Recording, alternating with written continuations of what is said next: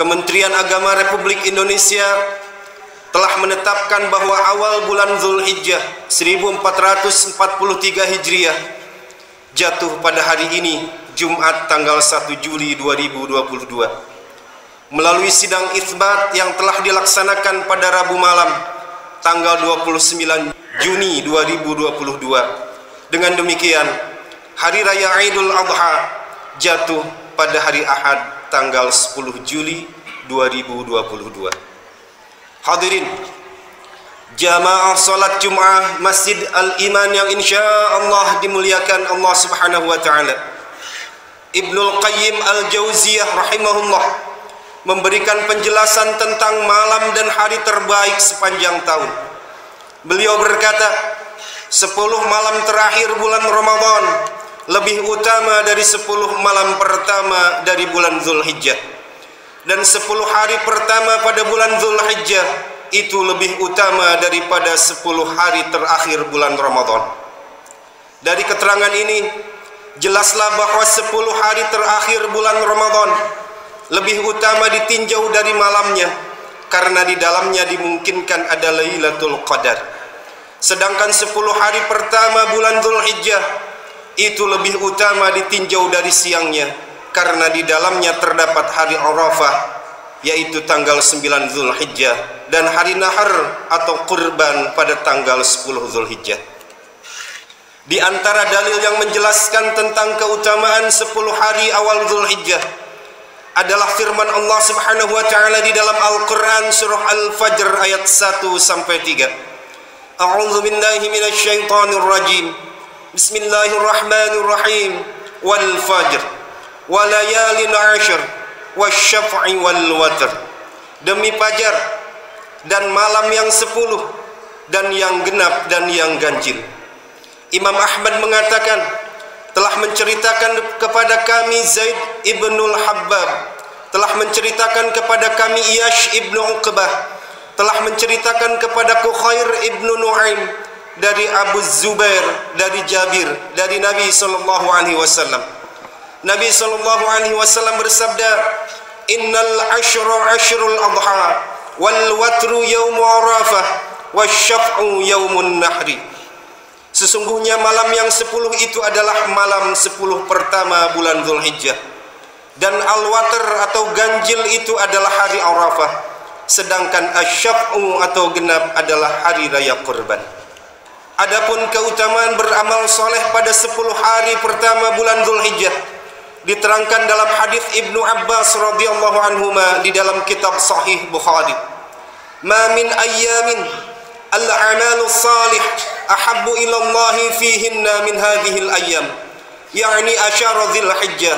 Qalu walal jihadu fi sabilillah, qala walal jihadu fi sabilillah illa rajulan kharaja bi nafsihi wa malihi thumma lam yarji'u min dzalika bi syai'in. Tiada suatu hari pun yang amal soleh lebih disukai oleh Allah Subhanahu wa taala padanya selain dari hari-hari ini, yakni 10 hari pertama dari bulan Zulhijjah.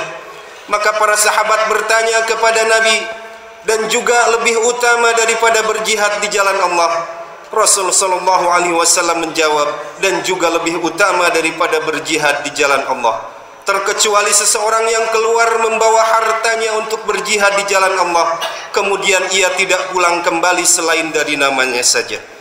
Oleh karena itu, marilah di awal bulan Zulhijjah ini kita perbanyak dan tingkatkan amal-amal soleh seperti sedekah, tilawah Al-Quran, solat sunnah mutlak atau muqayyad, dan berbagai amal soleh lainnya. Bagi kita yang tidak melaksanakan ibadah haji, sedikitnya ada 4 amalan ringan kita lakukan, namun insya Allah berpahala sangatlah besar. Yang pertama adalah bertaubat dan selalu menjauhi perbuatan dosa. Firman Allah Subhanahu wa taala di dalam Al-Qur'an surah At-Taubah ayat 36.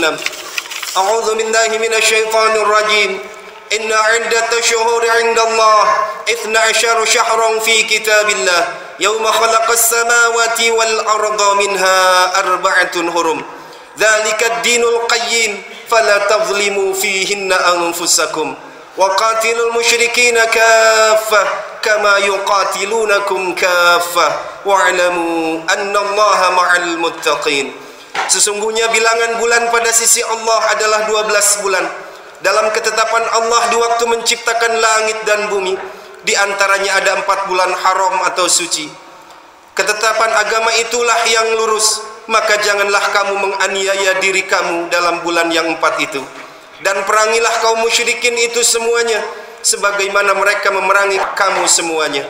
Dan ketahuilah bahwasanya Allah Subhanahu wa taala beserta orang-orang yang bertakwa. Nabi SAW menjelaskan tentang 4 bulan haram atau suci tersebut, yaitu thalathatun mutawaliyatun, Dzulqa'dah wa Dzulhijjah wal Muharram wa Rajab Mudhar baina Jumada wa Sya'ban. 3 bulan di antaranya berturut-turut, yaitu Dzulqa'dah, Dzulhijjah dan Muharram. Lalu Rajab Mudhar atau terpisah yang terletak di antara bulan Jumadil Akhir dan Sya'ban. Imam Ibnu Katsir di dalam tafsirnya menjelaskan ayat fala tazlimu fihinna anfusakum, yang artinya maka janganlah kamu menganiaya diri kamu dalam bulan yang 4 itu.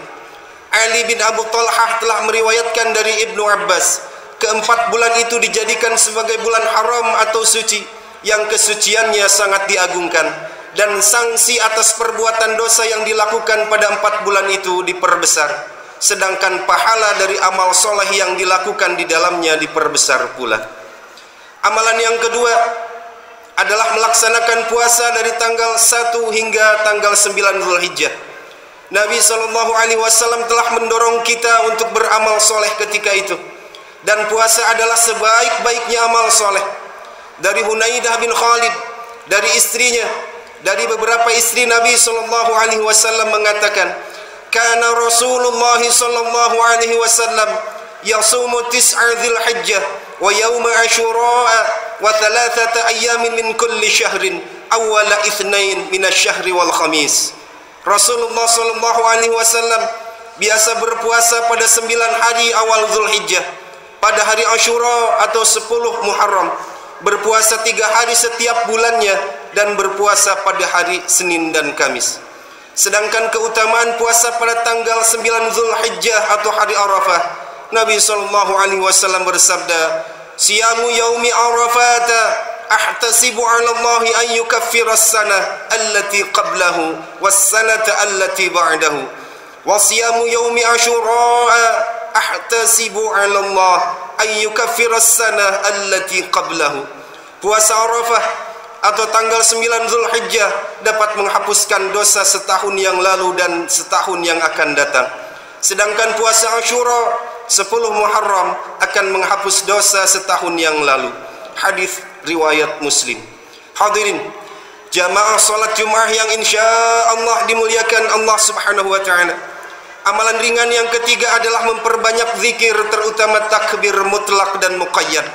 Sebagaimana firman Allah Subhanahu wa taala di dalam Al-Qur'an surah Al-Hajj ayat 28, wa yadhkuru ismallahi fi ayyamin ma'lumat, dan supaya mereka menyebut nama Allah pada hari-hari yang ditentukan. Para ahli tafsir menafsirkan fi ayyamin ma'lumat dengan 10 hari pertama dari bulan Dzulhijjah. Karena itu para ulama menganjurkan untuk memperbanyak zikir pada hari-hari tersebut.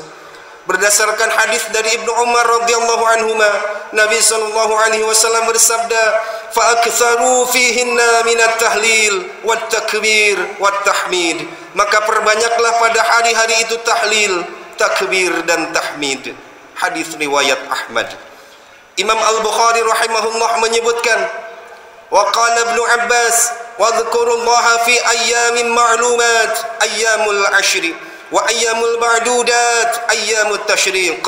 Wa kana Ibnu Umar wa Abu Hurairah yakhrujani ila as-suqi fi ayyamil ashri yukabbirani wa yukabbirun nasu bi takbirihima wa kabbara Muhammad bin Ali khalfan nafilah. Ibnu Abbas berkata, berzikirlah kalian kepada Allah di hari-hari yang ditentukan, yaitu 10 hari pertama bulan Dzulhijjah dan juga pada hari-hari tasyrik. Ibnu Umar dan Abu Hurairah pernah keluar ke pasar pada 10 hari pertama Dzulhijjah. Lalu mereka bertakbir, lantas manusia pun ikut bertakbir. Muhammad bin Ali pun bertakbir setelah salat sunnah. Dari Abu Ubaidah bin Abdullah bin Mas'ud, seorang ulama tabi'in mengatakan, "Lau anna rajulan jalasa ala zahri at-tariq wa ma'ahu khirfatun fiha dananir, la yamurru insanun illa a'tahu dinaran wa ukharu ila janibihi yukabbiru Allah ta'ala, lakana sahibut takbiri a'zama ajran." Andai saja ada seorang yang duduk di tengah jalan yang dilalui oleh banyak orang sambil membawa potongan kain berisi sejumlah uang dinar. Setiap orang yang lewat di jalan tersebut diberi uang sebesar 1 dinar. Sedangkan di samping orang yang bersedekah tersebut terdapat orang yang terus-menerus bertakbir. Di antara dua orang tersebut yang paling besar pahalanya adalah yang rajin bertakbir. 1 dinar itu setara dengan 4,25 gram emas, setara dengan 4 juta rupiah. Maka berzikir atau takbir itu bisa menjadi amalan yang lebih besar pahalanya dibandingkan bersedekah. Ilustrasi mengenai keutamaan bertakbir dalam kutipan tadi bertujuan untuk memotivasi agar kita rajin berzikir atau takbir, bukan meremehkan pahala dan manfaat dari sedekah. Namun dalam momen ibadah tertentu, ibadah yang paling afdal dan yang paling besar pahalanya adalah ibadah khas di momen ibadah tersebut. Ibadah khas di suatu momen ibadah itu harus diketahui dan dilaksanakan berdasarkan dalil syar'i. Di antara amalan khas di awal bulan Zulhijjah adalah memperbanyak takbir. Ada 2 jenis takbir yang dituntunkan di awal bulan Zulhijjah ini. Satu, takbir mutlak, yaitu takbir yang waktu pelaksanaannya tidak terikat waktu dan keadaan, sehingga bisa dilakukan di pagi hari, siang, sore ataupun malam hari, sambil duduk, berdiri ataupun berbaring. Takbir mutlak dituntunkan sejak tanggal 1 Zulhijjah sampai matahari tenggelam pada tanggal 13 Zulhijjah. Yang kedua, takbir muqayyad, yaitu takbir yang pelaksanaannya terikat waktu, yakni setelah selesai solat fardu sampai berhadas atau keluar dari tempat solat. Takbir muqayyad dituntunkan sejak solat subuh tanggal 9 Zulhijjah sampai solat asar tanggal 13 Zulhijjah. Hadirin jamaah solat Jumat Masjid Al-Iman yang insya Allah dimuliakan Allah Subhanahu wa ta'ala. Amalan ringan yang keempat adalah dianjurkan tidak memotong rambut dan kuku bagi orang yang hendak berkurban.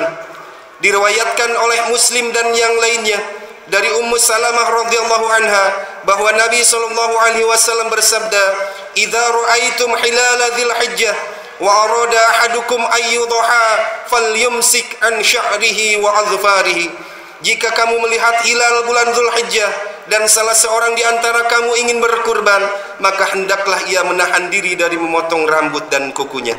Hal ini mungkin untuk menyerupai orang yang menunaikan ibadah haji yang menuntun hewan kurbannya. Firman Allah Subhanahu wa taala di dalam Al-Qur'an surah Al-Baqarah ayat 196, "Wala tahliqu ru'usakum hatta yablughal hadyu mahillah." Dan janganlah kamu mencukur rambut kepalamu sebelum kurban sampai di tempat penyembelihannya.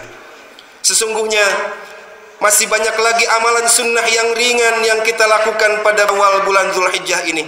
Semoga dari uraian khutbah yang singkat ini kiranya dapat memberikan dorongan atau motivasi untuk kita semua, dan semoga Allah Subhanahu wa taala selalu memberikan kekuatan dan kemampuan kepada kita semua agar dapat melaksanakan dan meningkatkan ketakwaan kepada Allah Subhanahu wa taala pada awal bulan Zulhijjah ini. Barakallahu li wa lakum fil Qur'anil azim wa nafa'ani wa iyyakum bima fihi minal ayati wa dzikril hakim wa taqabbalallahu minni wa minkum tilawatah innahu huwas samiul alim. Aqulu qawli hadza wa astaghfirullahal azim li wa lakum wa lisairil muslimina min kulli dhanbin fastaghfiru innahu huwal ghafurur rahim.